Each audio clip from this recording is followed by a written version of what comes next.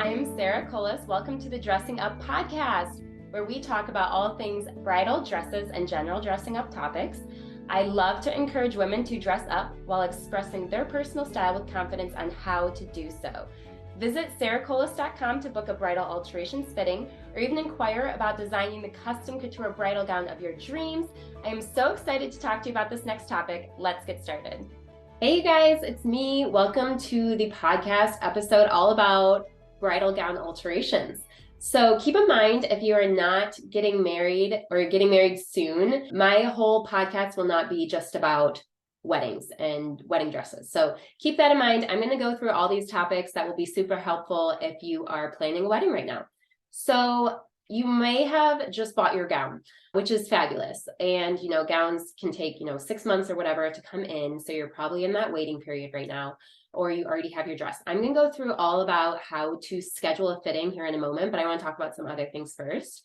So keep in mind, when you buy your dress from a store or a boutique, every dress is going to need tweaks. It is very rare that you can buy a dress and it fits perfect, the length is perfect, everything's perfect, you're ready to walk down the aisle.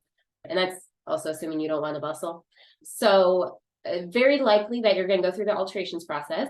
And I realize it can sometimes be a little scary or just confusing, or like you have no idea what's going on. And all those feelings are very normal. I totally understand when you come to get your wedding dress altered. It is most usually the first and only time you ever do so. So don't be afraid to ask questions, and keep in mind you can go through my website, sarahkolis.com, that answers a ton of questions for you and kind of gets you excited about the process. So if you don't get anything else out of this podcast episode, keep in mind you need your exact shoes for your wedding dress fittings, okay? Exact shoes. So you already know what your dress looks like. You should know what shoes you want to. So go ahead and just buy those now. If you just picked out your dress, just bought your dress, and you're not getting married until another year or less, like just go and buy your shoes. Let's just get that process done. Often, you wait to buy your shoes and then they come in and they're like a size too small and you got to reorder, you don't like them or whatever it is. You need your exact shoes for your wedding dress fittings, okay? And if you don't have them, me personally, I would prefer that you just delay your fittings until you can do your shoes. Even if it has to be a rush job, I think it's still well worth it. All right. And you can also start shopping for your jewelry, any accessories you're wearing, things like that. That's great. Some small tips here. So don't dry clean the dress before your dress fittings. Honestly, I just don't think you should dry clean your dress ever before the wedding. I realize if you bought your dress off the rack, it might be dirty in some places. I will be able to help you clean some areas like the underarm or like the neckline that's dirty from just people trying it on. But please don't dry clean it. I just don't see much good coming from it. You're going to get it dirty on your wedding day anyway. I won't go into great detail with that. I just recommend don't do that. And then after you get all your alterations done, it is ideal that you pick your dress up like within the 2 weeks of your wedding day. And I package it up all nicely. I recommend not trying it on again once you get home. Just if you can, get it out of the bag and let it lay nicely, but there's really no reason to try it on again. And I've just heard stories about people like getting it dirty from trying it on with their sister because it's fun. Just wait till the wedding day. It's a special moment and you might as well save that moment. Don't cave into dress regret. Yeah, guys, this is a topic I feel like I could do a whole episode on. It's a very common feeling. You got to wash those feelings away. I realize you buy your dress so far in advance from the wedding that sometimes you're like, oh, I picked it out so long ago. It's not like as exciting anymore, but just hold true to the feelings that you had when you did pick your dress out, and don't be browsing other dresses online. And keep in mind, I hear this all the time. People come in with their dress before alterations. They're like, I'm not sure if I like it anymore. And then we alter it and they're like, oh my God, I fell in love with it all over again. Because you can finally see like your body shape and like things fitting how they should, things feeling how they should. It's a little more comfortable when it's fit properly and all those things. So just stay true to the process, trust the process, and it will all work out great. Okay, so if you're coming to see me, keep in mind my mirror is harsh. All right, so the lighting in my room is not great, but it's great in the fact that it shows the worst case scenario so we can see every bump and ripple. Just keep in mind, like on the wedding day, especially when you're out in natural lighting, you're going to look gorgeous and the photos turn out amazing. So worst case scenario when you see me, if you don't want to wear makeup to your fittings, don't wear makeup. I am all for it. Sometimes I don't wear makeup for you guys. So you don't need to wear makeup for me.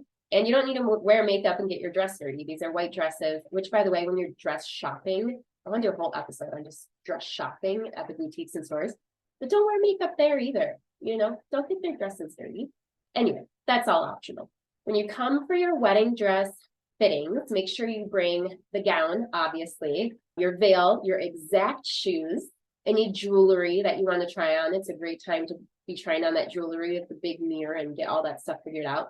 You can bring friends and family, any particular undergarments, like Spanx or whatever, or a bra or cups or whatever you're going to do. I do have cups I can sew in, so keep that in mind. I can help you make all those decisions. If you're pregnant and getting married and you have your wedding dress, keep in mind the stylists at the bridal shops will help you choose a size. Obviously, I'm going to recommend to go up a couple sizes, and we can always bring it down. It's much more difficult to let it out in some scenarios. There are some specific scenarios, and again, I should do a whole podcast episode on dress sizing. I feel like I have so much to say on it. I'm not going to get too much into it. This is just supposed to be an overall episode about bridal alterations. So just keep in mind with sizing, just trust the people at the stores. If you're trying to change weight before your wedding, do it as quickly as you can. You want to buy the dress that's going to be closest to your dress sizing. You don't want to get into a situation where you're buying a size down from what you are, and then we end up having to do like a crazy amount of work to let it out later. So just keep in mind to trust the stylist at the stores, but also to pay attention to what size you are getting. So they're going to be telling you, we're going to get you this size. It's probably going to be a little bit too big in the waist. You might need that taken in. Like, keep all those things in mind and just be a part of that process, but also trust the process. When you come for the fittings, just like when you go dress shopping, you want to bring your closest friends and family, bring the kind people and the supportive people. If you know there's someone that's just not making your whole engagement journey and wedding planning journey more fun, maybe we leave them out, and maybe we bring the friends that is always smiley and happy and just super supportive of you.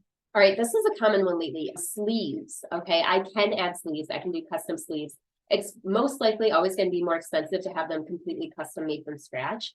If you tell your bridal stylist when you're picking out dresses, they can help you find a dress that already has sleeves, or they also often have like a batch of pre-made sleeves that you can order, and I can sew them onto your dress. So that is definitely going to be the more budget-friendly route. And if your dress shop doesn't have them, then maybe try David's Bridal, or Etsy also has some really awesome budget-friendly options. So you can try there. Fancy hangers, love them. They're adorable. The whole like Mrs. This, or whatever your last name's gonna be. Those are so cute, but maybe leave those at home. I don't need those to work on your dress, and I also don't want to risk damaging them. So I like a good sturdy hanger. Keep that in mind, and switch that hanger out on the wedding day would be great. Or, you could also bring that hanger with you to your second fitting, and I can put it on the hanger then. Anyway, also use the hanger straps. Often people see those little like ribbons inside the dress, and you just want to like cut them out immediately, but they're there for a reason. Okay, they need to be hung onto the hanger so that the weight of the dress is not pulling on the straps of the actual dress, and they're instead being held on by the actual hanger straps. Okay, I'm really big on that. Make sure you use those straps at all times. Hey, wedding photographers, if you're listening to this, please use those hanger straps too. Okay, when you're taking those photos, I know it's so tempting to want to take them off, but it really is important. Especially with some dresses, there's a lot of tulle dresses now, and those will just get so stretched out, I'm telling you. Okay, hems. Do you know what a hem is? A hem is the length of the skirt in the front. So basically where the dress hits the floor, that's the hem, and often we need to shorten the hem, unless you're super, super tall, which is really rare. So most people need a hem, the dress needs to be shortened, and we can do it to just barely sweep the floor, or my recommendation that I'll tell you in person is to be just above the floor, like just a hair off the floor makes like such a difference. Particularly if you're going to be getting married and walking down the aisle on grass or on carpet or something where the fabric is going to stick to that flooring, you really want to get that hem up and a little bit off the floor is my recommendation. A topic of conversation that I don't know, do people get squeamish when you talk about the bust area? I'm so immune to it now. I talk about it all day long. So a lot of dresses have like either open backs or low backs, so it's not easy to wear a bra anymore with wedding dresses. So I like to sew in cups. Now, the cups that I have, they're great for shape. They provide such a good shape, but they don't provide any lift. So if you're like a D cup and above, and you feel like you might want some lift, or even if you're smaller than that and you just want a little cleavage, then I recommend going the sticky route if you can't wear a normal bra or a normal strapless bra. So something sticky. There's all those, crazy contraptions now on Amazon or where have it, and you can put them on. And I'll leave the intimacies for in person. But anyway, moving on. Also, I'll talk about this again in a future podcast episode, but I've been noticing lately that a lot of dresses have like a larger bust area and more room than what most people are. If you're a particularly busty person, you're not gonna have a problem. There is an alteration we can do to help that, but I'm gonna tell you right now, it's very expensive because it's very time consuming. And it's also one of those things you can't undo. Once we do it, it's permanent and it often looks great. But if you feel like it's not something that's super important to you, I would stay away from doing those types of heavy alterations. And we'll talk through all of this in person and kind of weigh the pros and cons of each alteration we're going to do. And I like to make sure that you feel comfortable with the decisions we're making, and it's going to create the end result that you are looking for in your wedding dress. Okay, so like mermaid trumpet style dresses. So being tight fitted on the booty area. Okay, so I don't like that. All right, it can't be too tight below your, can I just say butt? Can't be too tight below your butt because then you can't sit and walk. Okay, it looks amazing, I get it, but by the time you get the whole train fluffed out and everything, like you still look amazing, you still have that womanly shape. I just recommend not being too tight fitted down there, which the dresses don't come tight fitted down there. I just get people asking a lot about that. I have tightened them for people when they promise me that they won't sit down the whole entire day, which we can do, but just giving you that warning that I'd prefer we stay a little bit loosened down in that area. Okay, adding modesty panels. So if you feel like you have like a sweetheart neckline or a V neckline, something that's plunging and you want to cover it up a little bit, we can add a little modesty panels in there. That's not a problem. We usually take the fabric from the bottom of the dress. All right, if the dress is like, you pick it up and it's like way too small, like maybe you gained weight, maybe you're pregnant, whatever it may be, there are options. A lot of dresses can be let out, but not all of them. Usually the ones that can't be let out are ones with like super heavy geometric beading, or it's like an all tulle gown that they just didn't leave room. But what we could usually always do also is add like a corset back in there. So just stay calm and we'll talk. Okay. Also, if you know you like something, there's no need to ask for others' opinions. And that could be in any area of your life, okay? I feel like often a bride will come all by herself, and the next time she brings mom or sister or a friend, and they don't like something that you loved originally. Just keep in mind, if you love it, stay true to your feelings, okay? Because you're the only person that we need to make happy on your wedding day. You're the only person, okay? Keep that in mind. Stay true to your own happiness. When you take your dress home, keep it away from pets, direct sunlight, high humidity. Also, more things we can talk about in person, like, if we need to get down to the type of underwear you're wearing, we'll talk about that, okay? So we can talk about all those nitty-gritty things in person. Bustling, okay. Raise your hand if you know what a bustle is. All right, we're gonna go through what that is. So a bustle is when you pick up the train at the end of the night, usually right before your grand entrance into the reception. There's a series of loops and ties or buttons that are attached to the train that someone will hook up for you to get the train up and out of your way. So that while you're dancing and moving around, there's not this huge dress trailing behind you. So there are all different types of bustles, and I will go through in person what types work great with your dress. I always recommend doing a bustle. I don't like a dragging bustle. I like to get it up and out of your way. And keep in mind, at your second alteration sitting, you will need to bring someone with you to learn how to do the bustle. At a bare minimum, we will take a video, and you can send that video to your friends. But if you can bring someone in person to practice, that would be great. Also, it doesn't have to be your maid of honor.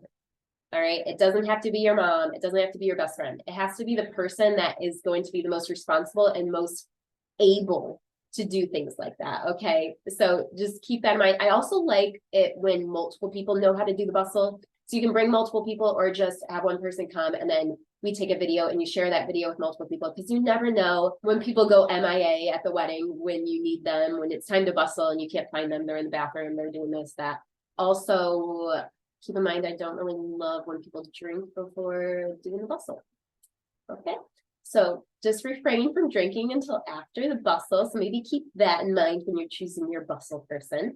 But yes, I do recommend doing the bustle right before your entrance into the reception. So it's all bustled up for your first dance, and then you can go right into the rest of the night without having to worry about stepping away to bustle. Okay, so let's go through when to do your alterations and how to schedule a fitting.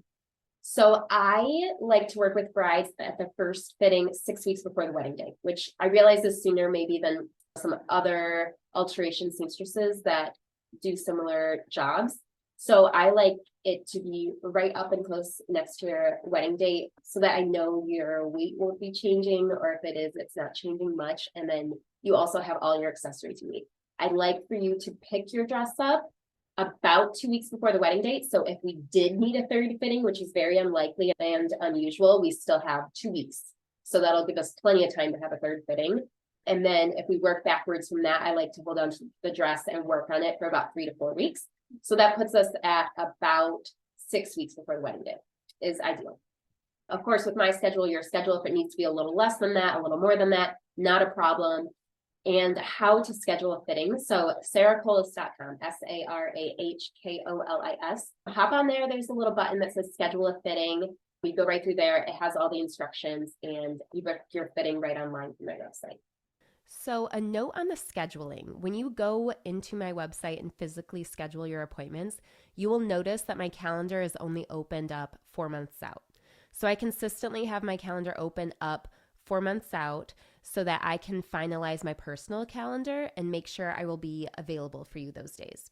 Another thing to note, mom, bridesmaids, friends, whatever it may be, you may bring them and their dresses to your one wedding dress fitting. So if you have a mom's dress, bridesmaid, or like your reception dress, your bridal shower dress, you can bring all of those dresses to your one wedding dress fitting without giving me any prior notice. So you can just show up with those things. If you happen to know well in advance that you will be bringing those things, you can add that in the little notes section when you go to schedule your appointment, but no big deal.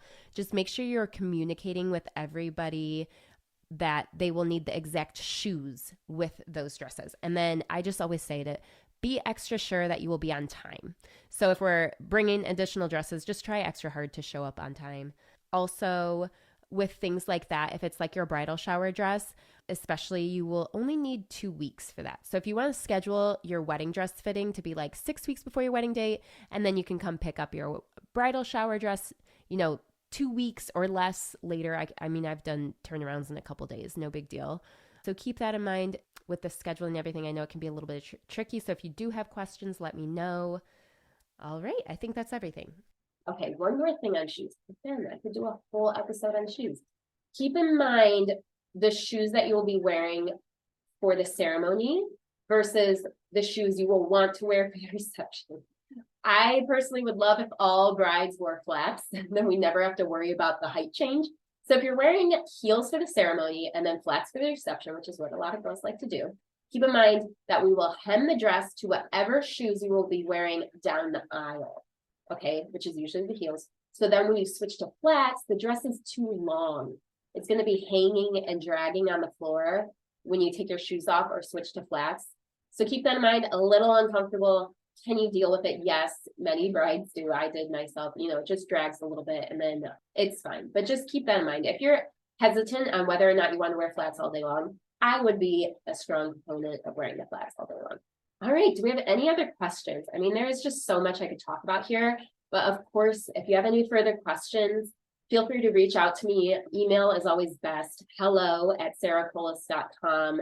I am so excited to work with you on your dress alterations. Just keep in mind that this is a once in a lifetime type of process, and I don't expect you to know what you want coming into it. I will talk through everything with you.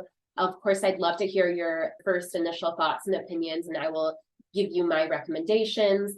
One more thing about, alterations, obviously pricing. So I'll give you all of the pricing at the first fitting, and I charge per individual alteration service. So I will give you all that at the first fitting, and then payment is not due until the second fitting. Let's see. Anything else? I think that's good. All right. Well, of course, let me know, you guys, if you have any further questions. I'm so excited to work with you on your dream wedding dress.